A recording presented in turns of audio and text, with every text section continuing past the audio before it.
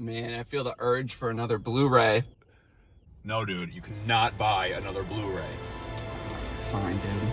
But I need your help. No! No! No!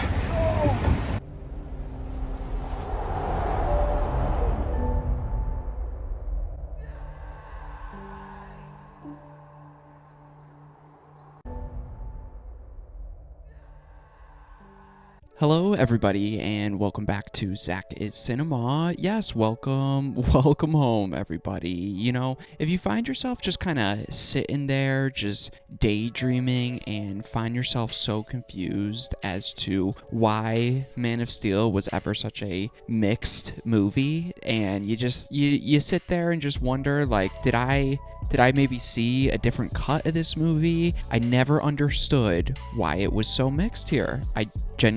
I still don't. So yeah, I don't know if you can relate to that. You have found the right place, because spoilers, we're going to be talking about why I really enjoy Man of Steel here. So welcome. But yes, today we're going to be doing another nostalgic review here. It's been a little bit since we've done one, so for anybody new here, nostalgic review is just me, basically what the title says, taking a look back at a movie I grew up with, maybe one that I haven't seen in a little bit, and seeing how it holds up here. So yeah, today we're going to be doing a nostalgic review for Man of Steel, which came out in 2013. For director, we got Zack Snyder, and writer, we got David S. Goyer. Starring in the movie, we got Henry Cavill, Amy Adams, Michael Shannon, Russell Crowe, and Kevin Costner. So as we hop into this nostalgic review for Man of Steel, obviously we have the new Superman movie, James Gunn's Superman movie, coming out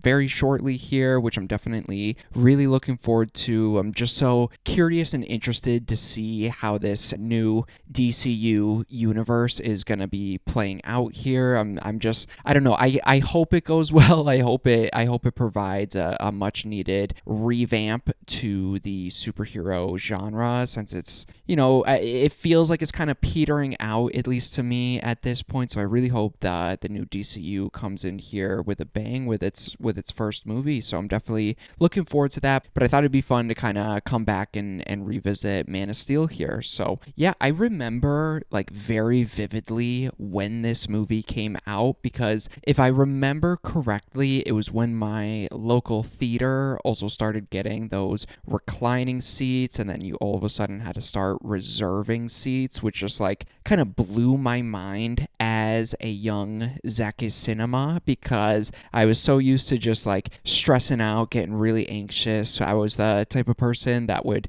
beg my parents or whoever was taking me to show up to the movie theater way too early, even back in the day when you couldn't reserve seats. So I remember this movie coming out and I'm like, oh shit, like I have to get my tickets because they're about to sell out. Like that concept was so new to me, but so interesting, because I'm like, oh cool, I get to choose where I'm going to see this. That's awesome. And I also kind of unfortunately do remember this movie as being one of my very first dates here. Yes, it obviously did not go well. I'm here sitting in the corner of my living room. So I mean, alone. That's okay. That's all right, because we're talking Man of Steel, but I remember being so fucking nervous for the date. But then as soon as the movie started, it like consumed me, and I was no longer nervous about that. So really, really great movie for a first date, because it'll take your worries away, or at least it did for me. But let's get into the review section for Man of Steel, starting with the positives, or just the things that I really enjoyed about this movie. So first, let's talk about that amazing 20-minute opening sequence that this movie has. I absolutely loved watching this again and seeing just how well the movie really does hold up and has this just epic, grand scale feel to it. That shot when Russell Crowe steps outside into Krypton there, and Zod starts like taking over everything with his spaceships, and he starts seeing Krypton just being destroyed in this galactic battle, like that beautiful like one take handheld shot as he like goes on like a front porch or something and just sees his like whole world being decimated. Beautiful shot that holds up so well. And like I was just kind of mentioning when this movie started, when I was there on ZakIsCinema's first date there, I was so nervous. But then when that opening kicked off, I remember the feeling of just feeling so overwhelmed in a good way with the size and scope of this movie, and I got a similar feeling just now when I was watching it again. Like, it was one of those first experiences in a movie theater where I'm like, holy shit, like a movie can give you a similar feeling to like a thrill ride, roller coaster, like just that overwhelming feeling of just something so massive. And I absolutely love it for that, and I still do love it for that. And like we were talking about with the opening, I feel like my only complaint with it is I just wish it went on longer, which I don't know. I don't know if that would have worked. I just wish we got some more time there, but the opening we get is so epic. It's like a Shakespearean space adventure shot in a short film kind of version of it, like a short film space epic. And I think it does a great job at obviously introducing you and setting you up for Superman and his home planet, his parents, and why his parents are sending him down to Earth here. Catches you up to speed, especially if you don't know the Superman story. It gives you this great little epic opening that just, it gives you all the information that you need here. And like I said, my only issue with it is I wish it went a little bit longer. And then talking about like the pacing of the movie and just how steadily the movie just chugs along here. I never felt the runtime, not even once here, because I think it sets you off with that amazing opening sequence. And then not only that, it throws you into another huge action set piece when we catch up with Superman like 25, 30 years later. And when Superman's on that oil rig and he saves the helicopter from being decimated by it falling over, and you got all the fire and gas explosions, so it throws you right into that. Then I believe right after that it's another that's the flashback scene where he is saving all his classmates from the bus driving off the bridge. So it's just like, it's three amazing sequences back to back to back in your first like 30 minutes of the movie. So it's just like, it's catching you up to speed. It's showing you who Superman is in three different stages of his life right off the bat. So I love how it starts off like that. And I also really like how they handle exposition and catching you up to speed with Superman's story if you're just not too familiar with it. Like I said, the opening does a really great job of that when Superman goes into that spaceship that is left on Earth and he is talking to his father, but it's not his father, is like a projection of his consciousness, and he's kind of like taking you through a museum with all these like space tech kind of showing the story of Krypton. Like it feels like a little ride you get to go on with Superman and his father here. So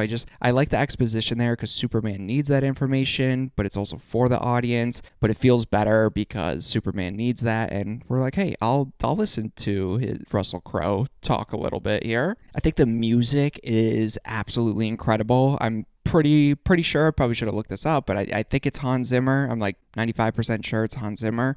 I just enjoy how big and epic and also hopeful all of the music sounds like. And I think you get a great introduction to what the soundtrack is really going to be like in this movie with that first amazing flying scene that looks so incredible. It honestly, it holds up so well, and this whole movie holds up so well, and it just makes you look at movies like The Flash that came out a couple years ago, or just CGI heavy movies that just don't hold up right now, and you look back at this and you're like, well, what the fuck happened? Because this was 12 years ago now, going on 13 years ago, and it looks better than most superhero movies today. But I love that flying scene as he's kind of like stumbling his way through, almost like somebody trying to walk for the first time, but he's trying to like fly for the first time here. So I like how they made that little change to make it very reminiscent of a human kind of stumbling through his first steps there. So I really enjoy that scene, and I love how well it holds up.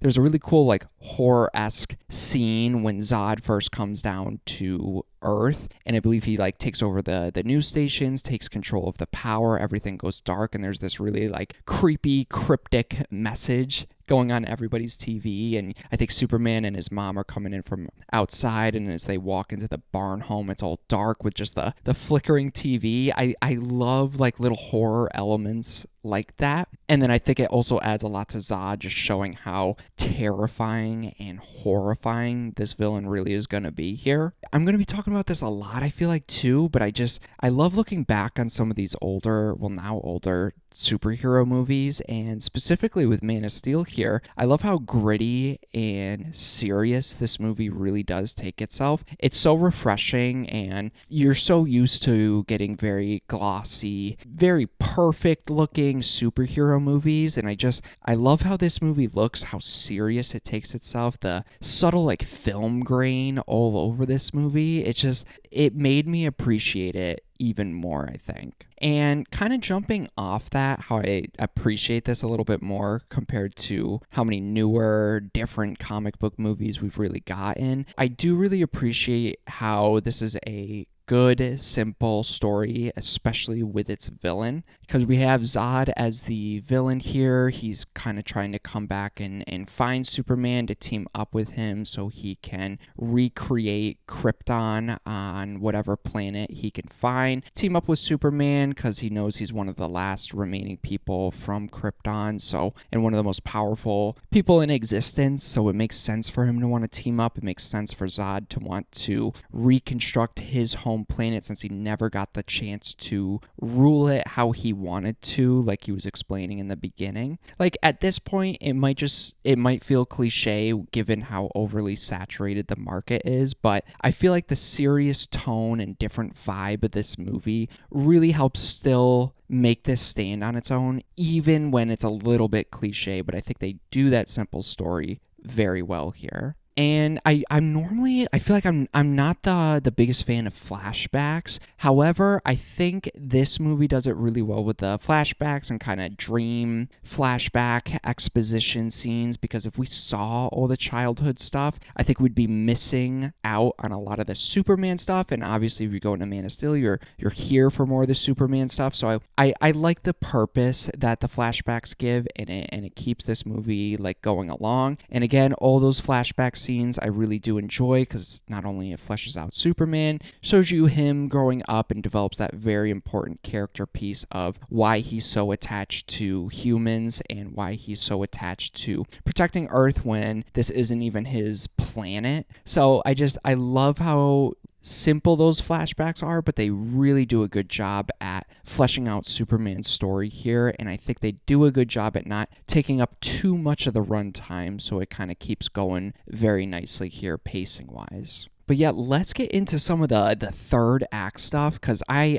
always remembered the third act battles in this movie being incredible when I saw it and when I watched it a couple times afterwards growing up too. But rewatching it now, though, that third act, or the back 45 minutes it feels like, is just an incredible action scene after another incredible action scene. And I love how it starts off with that one with Superman, and I forget the other sidekick villain names. And I think what I really enjoy about this is how it takes place in a small, simple little American town here in Smallville, and then seeing these fantastical superheroes with Superman and then the fantastical villains, and creating that kind of contrast between a simple town and all this high-tech superhero shit. I think that's what makes it stand out to me, and it's a great action set piece. It really shows you what Superman can do here. It shows you how quick and fast the villains move, so they're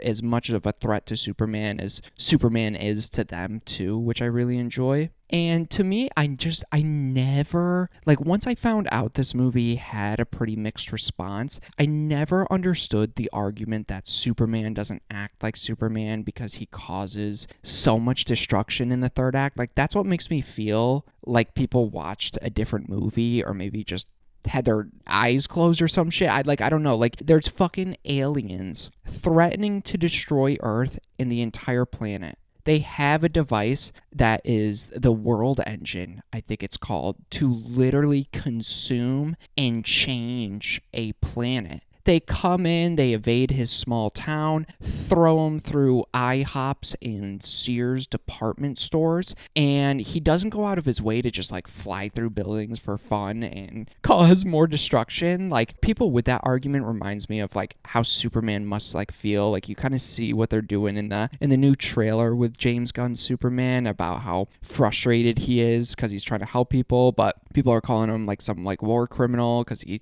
didn't get permission and kind of intervened with people. Like, he's just trying to save everyone, and he's getting now criticized by real people here for not doing enough. And I could see people responding like that if Superman was real and did something like that. So it's interesting seeing some of the critiques of this movie, and that being one of them. I'm like, dude, like, he was trying pretty hard here. Like, sorry he didn't do everything, I guess, 100% perfect, even though this is his first time really being Superman, so it'd be kind of stupid if he was absolutely perfect and there was no casualties. Like, I think given the threat, he did a pretty good job. And again, even though, like, with some of the cliche elements, just taking a look back on this film, like, I found myself just appreciating them more, given how modern superhero movies have kind of turned into. With the sky beam, yeah, it's a little cliche, but the way it's portrayed in this movie, I think, is incredible. One, given the size and scope, and two, the sound design is incredible when that thing is just destroying gravity and doing its way with it. It's awesome. I love how it slowly turns Earth's atmosphere into Krypton, and I love that we get to see all the gravity destruction as it's slowly transforming Earth. We get to see that on the ground level, which kind of leads us into Batman v Superman, which, yes, we will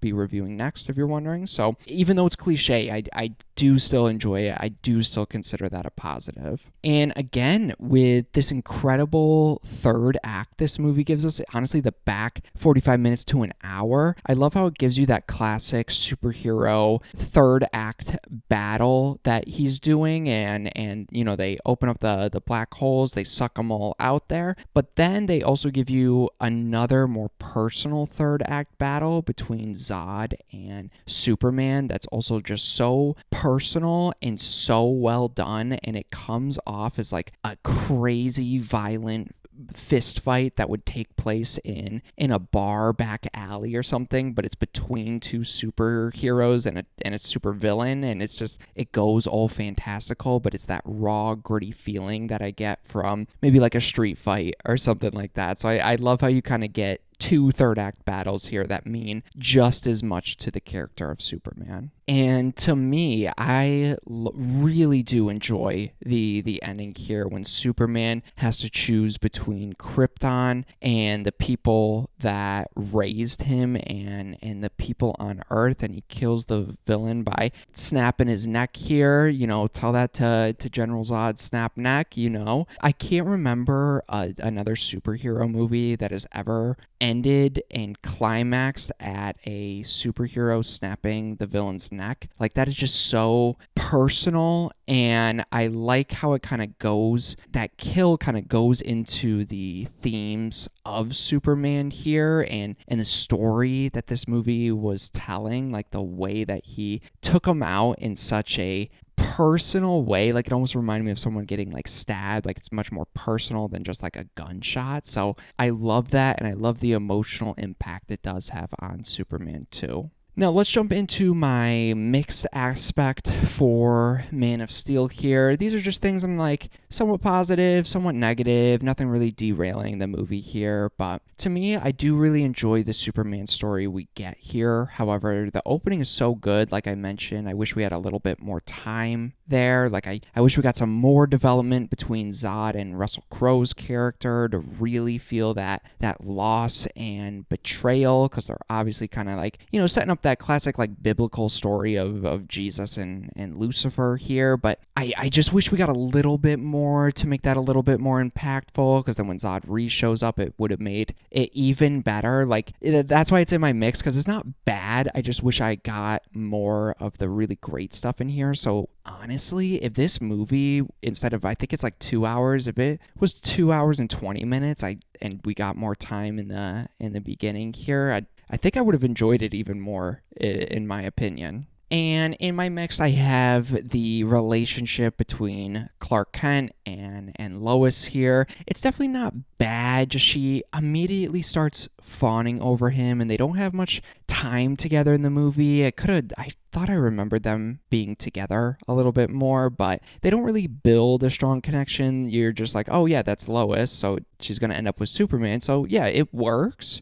but I think it was a little bit of a missed opportunity to not really build that relationship out. And let's jump into my negatives, or just the things that I really didn't enjoy about this movie. And like I said from the very beginning, I really do love this movie, and I think I like it even more than when ZakIsCinema originally saw this. So none of these negatives really derail the movie. Just they're things that really stand out and just kind of bug me a little bit, but like it wouldn't stop me from rewatching it, if that makes sense. So my first one here is, I guess I understand why Superman's dad wouldn't want his son to show the world his powers, because then, his son would be poked and prodded by the government, ripped away from his family and his home. However, he very clearly says all throughout the flashback scenes that his son is there for a reason, and that he is gonna eventually help humanity. However, I feel like if you keep your son locked away here, and almost in a way teach him to be almost ashamed of himself, and then when we get to modern day and we see him like working these different jobs, he's just very isolated man. So I'm like, God, you guys really like made this poor guy feel even weirder than he probably thought he was. So that always kind of bugged me a little bit, and like I just don't understand what Kevin Costner was trying to do here, I guess. Like, I do, but I don't, because how is he really living up to his purpose and helping anyone if he can't show anyone? Like, his dad could have made him a cool, like, Spider-Man disguise or something, like, to hide his identity if he really wanted to care, and then also wanted Superman to use his powers for good. Just create a costume, man. More than the glasses, then maybe help people. It just kind of comes off as stupid and selfish a little bit, even though I get what the movie's going for. I just don't think it's that well written, if that makes sense. And then it leads into the biggest complaint that everybody's talked about. I'm not really saying anything new here, but I think that's why it bothers me when Kevin Costner's character dies, because saving his dad in that instance would be the type of things his dad has been talking about and he should be doing. Like, that would be using your powers for a very good thing, saving your father. Like, I don't get the argument. It's so like overly dramatic. Like, no, not yet. Don't let me, don't save me, man. And then he like stands there for like a good 5 seconds. I'm like, dude, like Superman could have done it like really quick and maybe just booked it out of there so nobody asked questions. I get what they're going for. It just doesn't land very well. And a smaller negative, nitpicky kind of thing, I do think it's complete bullshit when Zod explains in one of his exposition scenes that him and his criminal team here got out of the prison cells because they were able to turn that spaceship prison they were sent into, and they were able to use the parts to do some sort of like turn it into some sort of hyperdrive vehicle. Like, why would any of that technology be available on a prison spaceship? Like, just for the off chance that a prisoner escapes, like why on earth would there be any sort of engine on that ship? So it doesn't ruin it at all. It's just very much bullshit. And it's very tiny one. I think Zack Snyder does this in a lot of his movies. Other movies do it too, and I hate it there. That like jump cut zoom. I'll put some clips of it, but like when Superman's like flying from a distance and then all of a sudden it zooms in and then it's like a little off centered and then it like fixes itself, but it's just like a fucking fast zoom. It's cool like once or twice, but even then, it just always reminds me I'm watching a movie, and I hate that. And this movie does it so many times. I started rolling my eyes at some points. I'm like, oh my God, we get it. Minor nitpick though, because overall, I would say this is really an epic origin story that still stands on its own. It's a cool new look at Superman for the time and provides an epic superhero action movie with a main character and superhero that you genuinely care about. So, for my rating, obviously, I own this on 4K. It's a movie I will always have as a part of my physical media collection because it's a movie I'm always going to want to rewatch and show people who maybe have never seen it before. So I absolutely love Man of Steel. And yeah, you guys have my thoughts here on Man of Steel from 2013 here. Like I said earlier, we're going to be doing BVS here in a day or two. So look forward to that video. But yeah, let me know down below here what you guys think of Man of Steel. What'd you think about it when it first came out? Has your opinion changed over the years? And let me know what you're thinking of the new James Gunn Superman movie coming out very soon here. So yeah, let me know all that information down below. And yeah, I appreciate anybody watching my videos. So thank you so much. And yeah, look forward to more ZakIsCinema coming very soon.